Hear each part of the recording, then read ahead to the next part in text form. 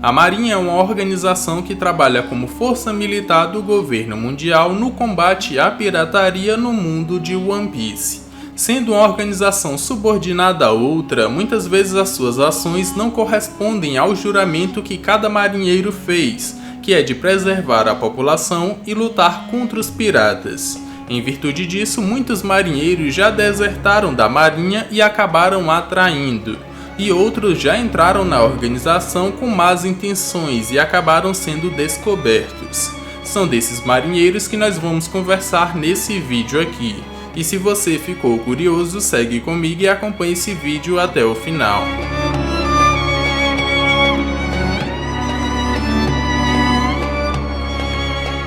Fala galera, meu nome é Lucas. No vídeo de hoje nós vamos ver todos os marinheiros que desertaram da Marinha e quais foram os motivos que eles tiveram para isso. A maioria deles teve algum motivo pessoal e é isso que nós vamos entender nesse vídeo aqui.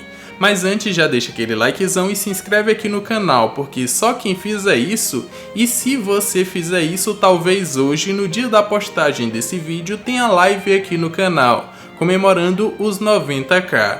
Então já deixa o like, se inscreve no canal, e agora, sem mais enrolação, bora pro vídeo. Começando, nós temos o Morgan's Mão de Machado, que era o capitão da marinha que dominava toda a ilha de Shellstown, uma ilha onde todo mundo era refém das suas ações e do seu filho Elmepo, e onde ele dominava na base do terror.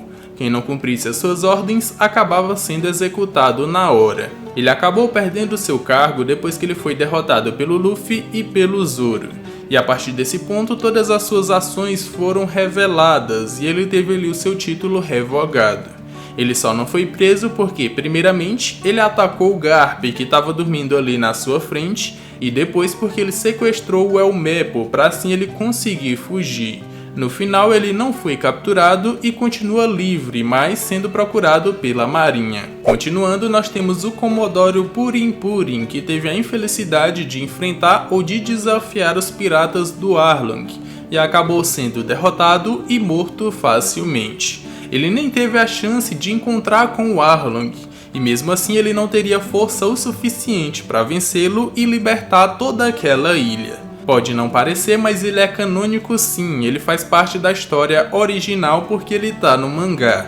Só que ele teve uma vida muito curta, porque ele foi enfrentar alguém que ele não conseguiria vencer, e ele acabou sendo morto nesse processo. A próxima da lista é a Belimere, que se tornou uma marinheira e que lutou em diversos ou inúmeros campos de batalha, até que um dia finalmente chegou o seu fim. Ou era o que ela pensava, porque de repente, em meio a todo aquele caos e destruição que a batalha deixou para trás, e com a Belimere ali quase perto da morte, sendo que não teve nenhum marinheiro para voltar, para ver se encontrava alguma pessoa viva para prestar os socorros, ela acabou encontrando a Nojiko e a Nami, duas crianças em meio a todo aquele caos, e mesmo assim, uma das crianças, que era a Nami, conseguia sorrir despreocupadamente. E isso fez com que a Belimere se agarrasse ali ao seu pouco tempo de vida ou à pouca vida que ela ainda tinha para continuar vivendo e salvar aquelas duas crianças.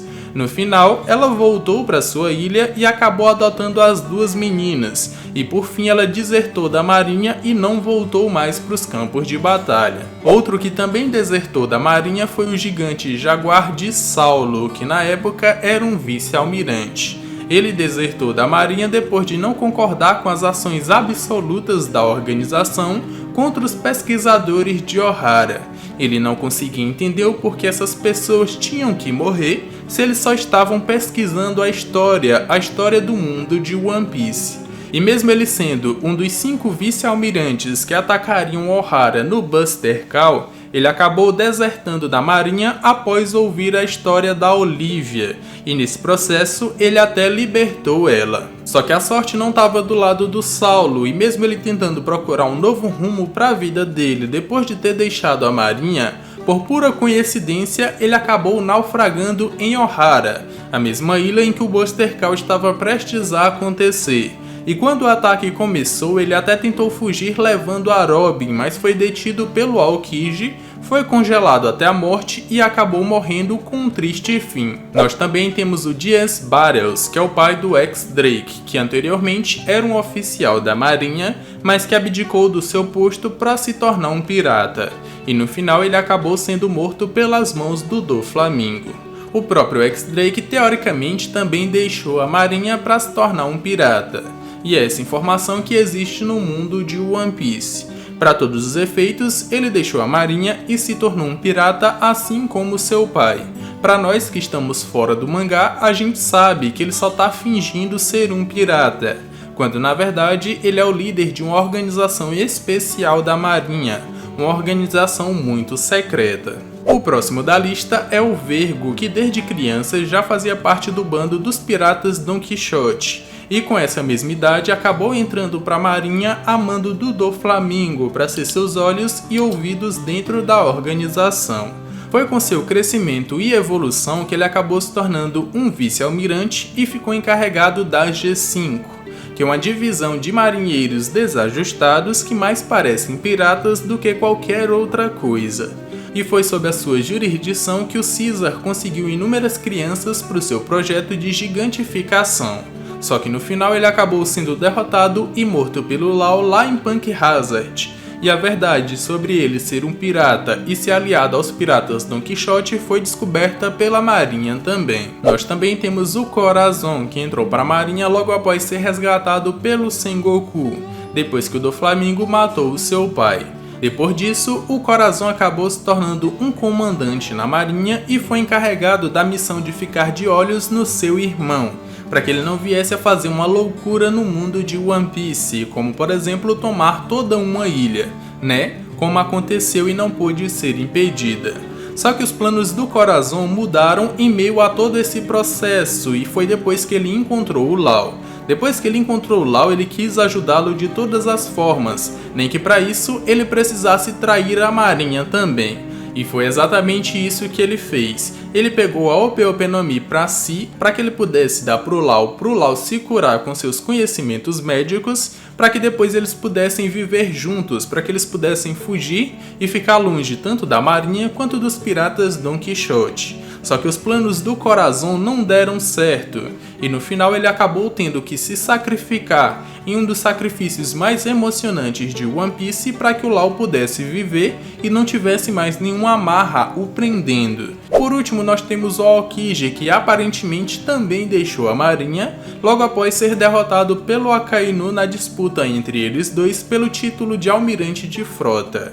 E eu falo aparentemente porque é difícil pensar no Aokiji como um homem que vive entre extremos. Ele vive ou no topo da marinha ou no topo da pirataria. No topo da marinha como almirante e no topo da pirataria como comandante de um Yonkou. Seria muito difícil pensar que o Aokiji poderia fazer esse tipo de coisa. Eu acredito mais que ele possa estar infiltrado no bando do Barba Negra, assim como o Corazon estava infiltrado no bando do Doflamingo para descobrir ali tudo o que ele está fazendo, para ficar de olho nele. E o próprio Aokiji falou pro Smoker que não mudou nada desde quando ele era da marinha. Então é quase certeza que ele só tá de olho no Barba Negra mesmo. Mesmo assim, ele deixou seu posto e desertou da marinha. Pode ser porque ele não queria receber ordens diretas do Akainu, e por isso ele procurou um novo meio para atuar, estando longe do Akainu, e pode até ser que ele faça parte ali da organização do ex-Drake. Pode ser que ele seja um dos cabeças, vá saber. Para você que chegou até aqui, nós temos um bônus, então já comenta aí, #deixaram a marinha, para que eu possa saber que você chegou até aqui e para que eu possa dar um like para vocês também. O próximo é o Achan Brilhante, que anteriormente era o líder do departamento de fotografia da marinha, só que ele foi demitido depois de ter esquecido de tirar a tampa da lente 57 vezes. O Oda revelou essa informação no SBS de número 90. Atualmente, ele faz parte do Jornal Mundial, porque ele foi contratado pelo Morgans. O Caesar Clown também fazia parte da marinha, só que no departamento de ciência e desenvolvimento, trabalhando ali lado a lado com o Dr. Vegapunk. Só que em um determinado momento ele acabou sendo demitido e preso pelas suas criações muito perigosas e pelo desenvolvimento de armas muito poderosas também. Só que nesse processo ele acabou detonando uma bomba que tornou toda Punk Hazard inabitável. E depois disso, ele ainda conseguiu fugir. De certa forma, o ex-almirante de frota Kong também deixou a marinha para se tornar o almirante de frota do governo mundial. Nós também temos o Garp, que pediu demissão, mas a sua demissão não foi aceita, ou a sua aposentadoria não foi aceita.